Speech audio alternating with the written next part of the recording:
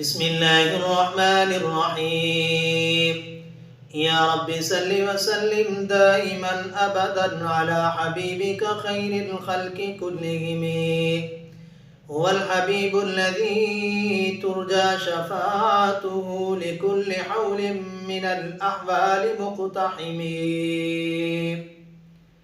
حاضرین و ناظرین، ہمارے اسباب چل رہے تھے مدلل نماز کے بارے میں، حنفی نماز احادیث کی روشنی میں.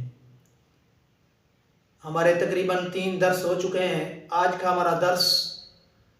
ہمارا سبق بھی ترتیب کہ جب امام رکوع میں جاتا ہے اور مقتدی بھی ساتھ رکوع میں جاتے ہیں، آیا کہ رفع یدین کرنا چاہیے یا نہیں، جس کے بارے میں حضرات حنفیہ کرام کا نظریہ اور مسلک یہ ہے کہ رکوع جاتے ہوئے اور رکوع سے اٹھتے ہوئے بھی رفع یدین نہیں ہے، صرف شروع نماز میں رفع یدین ہے. چونکہ اس مسئلے کو تھوڑا سا ہم وضاحت کے ساتھ اس لیے بیان کر رہے ہیں کہ بعض لوگوں نے اس پر اختلاف کیا ہے اور امام بخاری رحمۃ اللہ علیہ کی کچھ روایات کو لیا ہے کہ امام بخاری رحمۃ اللہ علیہ نے کچھ روایات کا تذکرہ کیا ہے کہ رکوع جاتے ہوئے اور رکوع سے اٹھتے ہوئے رفع یدین کرنا چاہیے.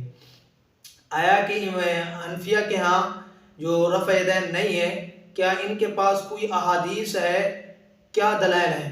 تو چونکہ میں نے آپ کو ہر درس میں یہ کہا ہے کہ الحمدللہ ہم احناف کی نماز کو دلائل کے ساتھ احادیث کی روشنی میں بیان کریں گے اور ان کے ہر جز پر ہم دلائل دیں گے.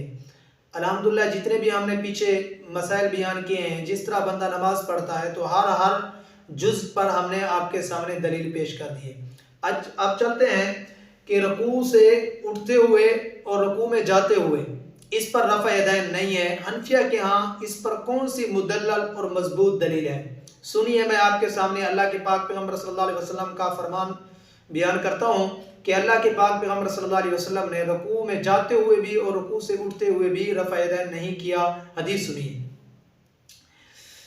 عن عبد الله انه قال الا اصلي بكم صلاه رسول الله صلى الله عليه وسلم فصلى فلم يرفع يديه الا مره واحده. یہ نسائی شریف اور ابو داؤد شریف کی حدیث ہے اور اس کے اندر نبی علیہ الصلوۃ والسلام کے سفر حضر کے جو ساتھی حضرت عبداللہ بن مسعود رضی اللہ تعالیٰ عنہ ہیں، وہ اللہ کے پاک پیغمبر صلی اللہ علیہ وسلم کی نماز کا طریقہ بتا رہے ہیں. ترجمہ سنیے. حضرت عبداللہ بن مسعود رضی اللہ تعالیٰ عنہ ایک دفعہ لوگوں سے فرمانے لگے، میں تمہیں نبی کریم صلی اللہ علیہ وسلم کی نماز کا طریقہ نہ بتاؤں؟ اس کے بعد حضرت عبداللہ بن مسعود نے نماز پڑھی اور صرف ایک مرتبہ تکبیر تحریمہ میں ہاتھ کو اٹھایا. سنیے. عن عبداللہ بن مسعود رضی اللہ تعالیٰ عنہ قال صلیت مع رسول اللہ صلی اللہ علیہ وسلم و ابی بکر و عمر فلم يرفعوا ایدیہم الا عند افتتاح الصلاۃ. مسند ابو یعلا مسلم کی حدیث ہے. حضرت عبداللہ بن مسعود فرماتے ہیں، میں نے رسول اللہ صلی اللہ علیہ وسلم، حضرت ابو بکر صدیق، حضرت عمر کے ساتھ نماز پڑھی. انہوں نے سوائے تکبیر تحریمہ کے اپنے ہاتھوں کو کانوں تک اٹھایا، اس کے بعد درمیان میں کہیں بھی رفع یدین نہیں ہے. حاضرین و ناظرین، دیکھیے آگے دوسری دلیل دیکھیے، دوسری حدیث دیکھیے. عن البراء رضی اللہ تعالی عنہ ان رسول اللہ صلی اللہ علیہ وسلم کان اذا افتتح الصلاة رفع یدیہ الى قریب من اذنیہ ثم لا یعود. حضرت براء بن عازب رضی اللہ تعالیٰ عنہ سے مروی ہے، نبی کریم صلی اللہ علیہ وسلم جب نماز شروع کرتے تو اپنے ہاتھوں کو اپنے کانوں کے قریب تک اٹھاتے، پھر اس کے بعد رکوع میں جاتے ہوئے یا رکوع سے اٹھتے ہوئے دوبارہ رفع یدین نہیں کرتے. آپ نے یہ دوسری دلیل، دوسری حدیث سن لی ہے. آگے چلتے ہیں، تیسری حدیث بھی ہے. حضرت عن عباد بن زبیر رضی اللہ تعالی عنہ ان رسول اللہ صلی اللہ علیہ وسلم کان اذا افتتح الصلاة رفع یدیہ فی اول الصلاة ثم لم يرفعها فی شیء حتی یفرغ. الدرایہ فی تخریج احادیث الہدایہ. حضرت عباد بن زبیر رضی اللہ تعالیٰ عنہ سے مروی ہے کہ نبی کریم صلی اللہ علیہ وسلم جب نماز شروع کرتے تو نماز کے شروع میں اپنے ہاتھ اٹھاتے، پھر نماز سے فارغ ہو تک کسی بھی رکن میں ہاتھ نہیں اٹھاتے.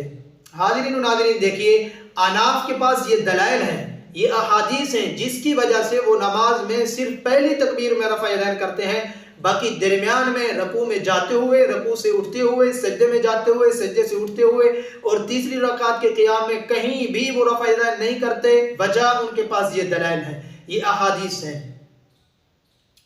آگے دیکھیے مسلم شریف کی حدیث ہے۔ دیکھو یہ جو نام نہاد غیر مقلد بنام اہل حدیث اپنے آپ کو مشہور کرتے ہیں، بخاری کی رٹ لگاتے ہیں، بخاری اور مسلم کی۔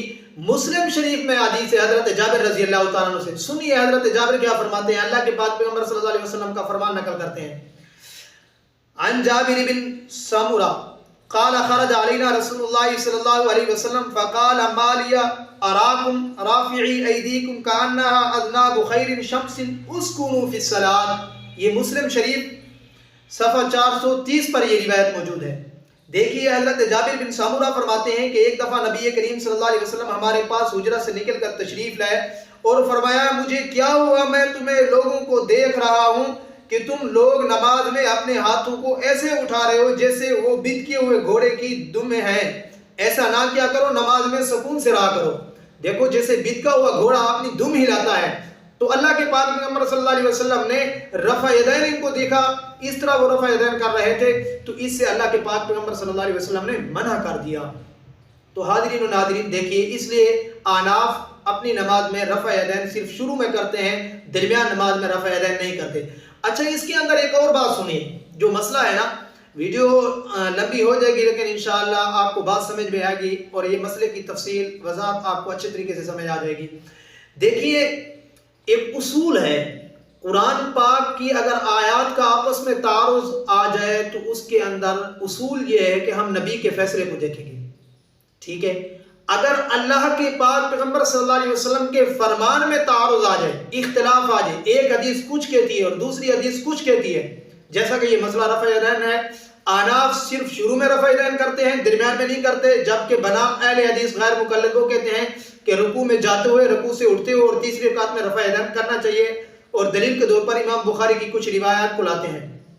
احناف اس کا جواب بھی دیتے ہیں کہ یہ متن کے اندر اضطراب ہے، کہیں سجدے کا رفع یدین ہے اور کہیں جو ہے صرف رکوع میں جاتے ہوئے کا تذکرہ ہے اور کہیں جو ہے تیسری رکعت میں جاتے ہوئے جو ہے نا اس کا رفع یدین کرنا چاہیے، یعنی مختلف متن ہیں۔ اور پھر سب سے مزے اور بڑی بات جو ہے وہ یہ ہے کہ اس روایت کے جو راوی حضرت عبداللہ ابن عمر ہے، رفع یدین والی جو ہے، حضرت عبداللہ ابن عمر کا اپنا عمل جو ہے وہ ترک رفع یدین کا ہے، صرف شروع نماز میں رفع یدین کرتے ہیں، درمیان میں جو اللہ کے پاک پیغمبر صلی اللہ علیہ وسلم کا رفع یدین وہ نقل کرتے ہیں، جیسا کہ امام بخاری نے حضرت عبداللہ ابن عمر کے حوالے سے نقل کیا ہے، حضرت عبداللہ ابن عمر کا اپنا عمل اس کے خلاف ہے۔